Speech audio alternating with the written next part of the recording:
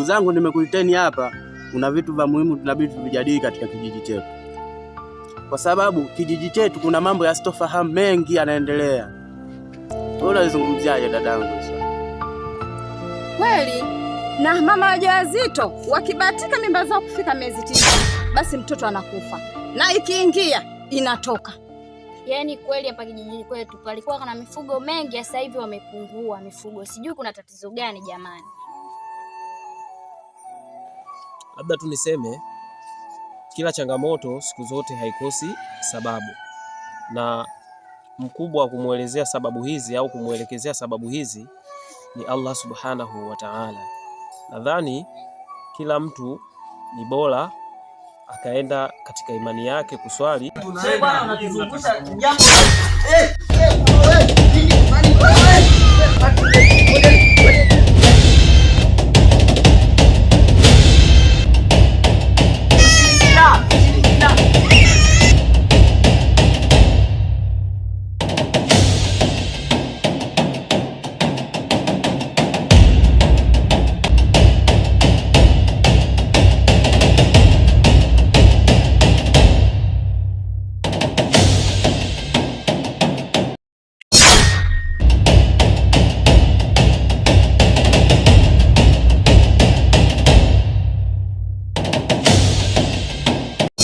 Bwana, nimekuita hapa dhumuni, nataka tutambue ni tatizo gani ambalo linasumbua kijiji hichi.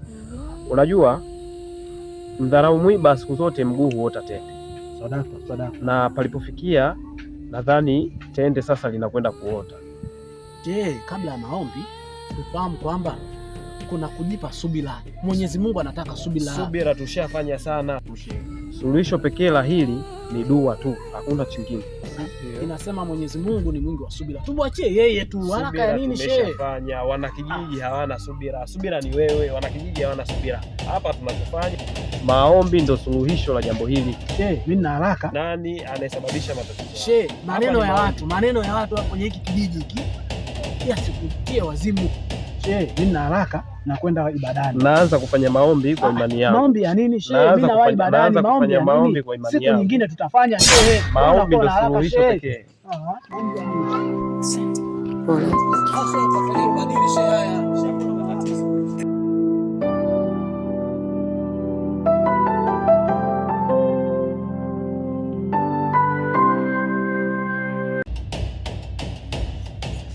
Bizi mbele zako. Wezo wa kukanyaga unga na nyoka.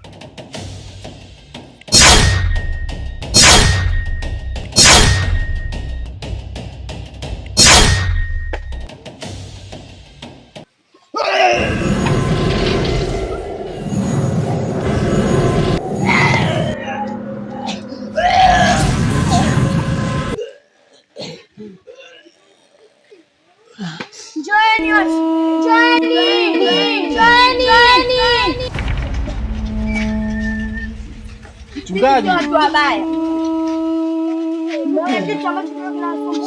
Shida nini jamani? Niliwaambia bwana. Shida nini? Niliwaambia. Hiki hapa. Na mimi nilijua tu.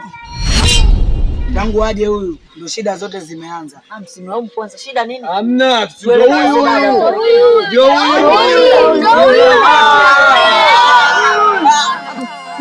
Kumbe wewe baba mshirikina. Wewe baba wizard.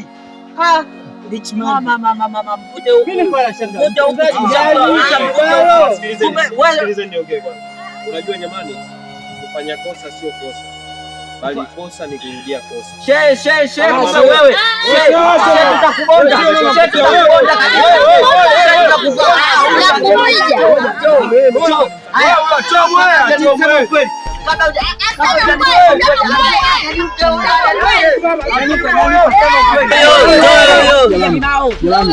Jamani, naombeni mnisamehe. Nitaongea ukweli wote. Kiukweli mimi nilikuwa nimetumwa katika himaya ya kishirikina. Lengo nije nikiangamize kijiji hiki ili kije kuwa ufalme wetu wa watawala wetu. Niliamriwa kuja katika kivuli cha dini ya uchungaji ili iwe rahisi nyinyi kuniamini na kunipokea, lakini kila lenye mwanzo likosi kuwa na mwisho. na daima Mungu huwa anamuumbua mbaya. Ninakiri mbele yenu ya kwamba nimefanya kosa kubwa sana kutumia kivuli cha dini katika imani za kishirikina na cha uuaji, lakini pia nimetumia vibaya sana uzalendo wenu wa kunipokea. Lakini pia nawashauri msiwapokee wageni hasa katika makazi yenu bila kuwatambua vizuri. Wengi huwa wanakuja na nia mbaya. Ninaomba mnipe tu nafasi ya kuendelea kuishi hapa na nishirikiane na nyinyi wanakijiji wa hapa jamani.